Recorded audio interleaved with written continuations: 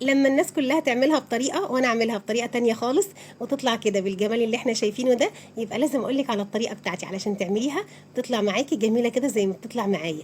هتطلع دايبه ومستويه وطعمها حلو جدا. شايفين؟ بصوا الفراخ بتاعتنا دايبه ومستويه ازاي، ولا كمان البطاطس والخضار اللي كانوا معاها بجد طعمهم خطير. يلا نشوف عملناها ازاي. بس يلا بينا الاول نسمي الله ونصلي على الرسول عليه افضل الصلاه والسلام. تعالوا بينا نشوف الفراخ الحلوه دي عملناها ازاي وطلعت كده بالجمال اللي احنا شايفينه مع بعض ده. في الاول كده هنعمل لها تتبيله بسيطه خالص. هنبدا بمعلقه كبيره من صلصه الطماطم، هضيف عليها ملح، هضيف كمان فلفل اسود، وهضيف بهارات فراخ، ومعلقه صغيره بس مليانه كده من البابريكا. رجعت ضفت عليهم معلقتين كبار من السمنه البلدي، وقلبت بقى التتبيله الحلوه دي كده كويس جدا مع بعضها بالشكل اللي احنا شايفينه ده. سبتها على جنب، وجبت بقى الخضار بتاعي اللي انا مقطعاه كده ومجهزاه. عندي بطاطس وعندي طماطم وفلفل وبصل. عندي كمان حوالي 4 أو 5 فصوص من الثوم مقطعاهم كده قطع صغيره، نزلت بيهم في الصينيه. بعد كده بقى هجيب الخلطه بتاعتي واخد نصها واحطه كده على الخضار، وهبدا اقلب الخضار مع التتبيله كويس جدا بالشكل اللي احنا شايفينه، علشان الخضار ياخد كده من طعم التتبيله وهو كمان يبقى طعمه حلو. هسيب بقى الصينيه بتاعتي على جنب، وهجيب الفراخ. طبعا الفراخ عندي مغسوله كويس جدا، متصفيه كمان من الميه كويس جدا.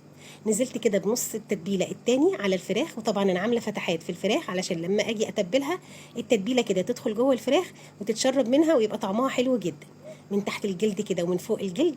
هنتبل الفراخ بتاعتنا كويس جدا، ولو عايزين بقى الفراخ تشرب من التتبيله وتبقى طعمها حلو هنحطها كده في التلاجة ساعتين ونسيبها بقى تشرب من التتبيله كويس.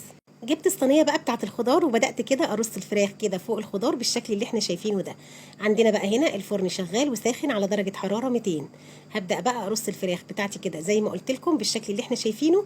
وبعد كده بقى هجيب ربع كوبايه او نص كوبايه من الميه المغليه، هنزل بيها كده على بقيه الخلطه، وهنزل كده كمان على الخضار والفراخ بالشكل ده علشان البطاطس تستوي معانا وتبقى حلوه جدا. هجيب بقى ورقه من الفويل وهبدا كده اغطي الصينيه بتاعتي كويس، وادخلها بقى زي ما قلت لكم كده على فرن ساخن درجه حراره 200. هتقعد بقى الصينيه دي في الفرن هتقعد ساعه وربع. بعد الساعه وربع شلت كده ورقه الفويل، وخدت بقى من الصوص اللي كان نازل في الصينيه كده، ودهنت بقى وش الفراخ من فوق بالشكل اللي احنا شايفينه ده.